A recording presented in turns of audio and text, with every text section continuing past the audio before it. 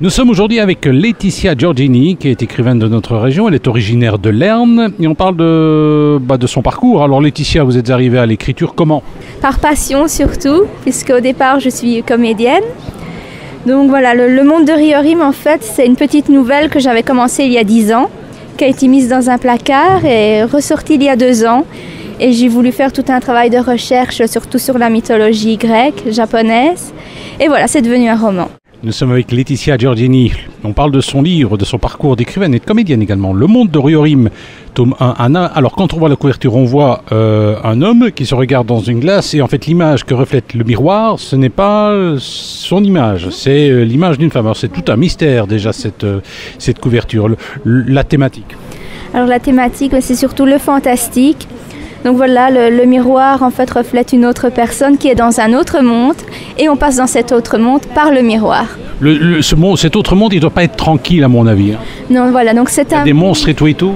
Monstres, oui, si on veut. Donc c'est un monde en fait qui est peuplé de tous les dieux de la mythologie et donc toutes les créatures mythologiques, vampires, loups-garous, sorciers. Voilà, mais c'est surtout les dieux, donc ce sont tous les dieux des mythologies du monde qui se sont rassemblés donc, dans ce monde par lequel on passe à travers un miroir. Nous sommes avec Laetitia Giorgini qui est écrivaine, qui est également comédienne. Le monde de Riorim, c'est un livre qui est paru aux éditions Amaté. Alors, on sent quand même que de nos jours, les écrivains sont intéressés par le fantastique. J.K. Rowling et aussi Tolkien, par exemple. Oui, exactement. Mais je pense que c'est... Qu'est-ce qui fait que le fantastique intéresse les gens? Je pense qu'on peut se plonger vraiment dans un monde surnaturel qui n'existe pas. On peut s'évader, avoir des frissons. Bon, ici, c'est surtout, il n'y a pas vraiment d'horreur, il y a de la comédie, il y a du suspense. Mais voilà, c'était vraiment l'idée d'imaginer quelque chose que les gens puissent s'évader aussi du monde actuel. Nous sommes avec Laetitia Giorgini pour parler de son livre, Le monde de Riorim. Le tome 1, c'est Anna. Il y aura un tome 2, il y aura un tome 3. Oui, il y aura un tome. Alors Anna, c'est le personnage central? Voilà, donc c'est le personnage qui est représenté sur la couverture, donc dans le miroir. Donc c'est le personnage dont on apprend la mort au début.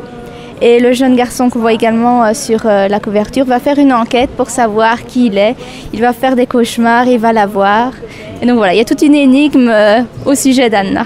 Alors justement, vous parlez de mythologie, mais aussi mythologie japonaise. C'est quand même particulier la mythologie japonaise. Voilà, c'est une autre passion qui est le Japon.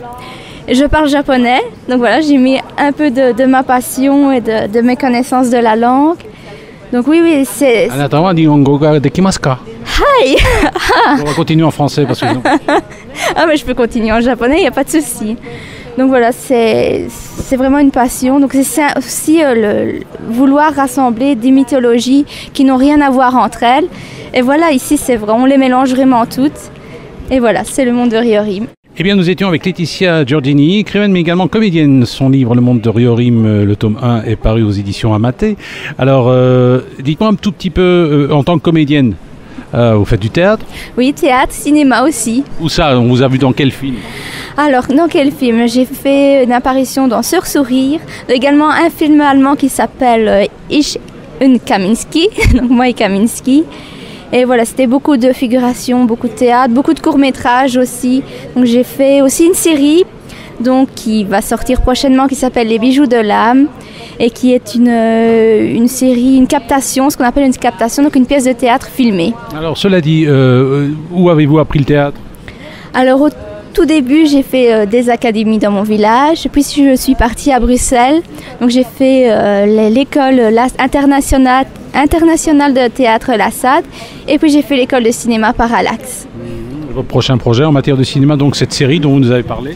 Oui, voilà. Quels sont les rôles qui vous intéressent? Les rôles comiques, les rôles dramatiques? À tout. Moi j'aime me plonger, vraiment sortir de moi et me transformer en un personnage, qu'il soit gentil, méchant, comique ou triste. Quelle est votre série préférée?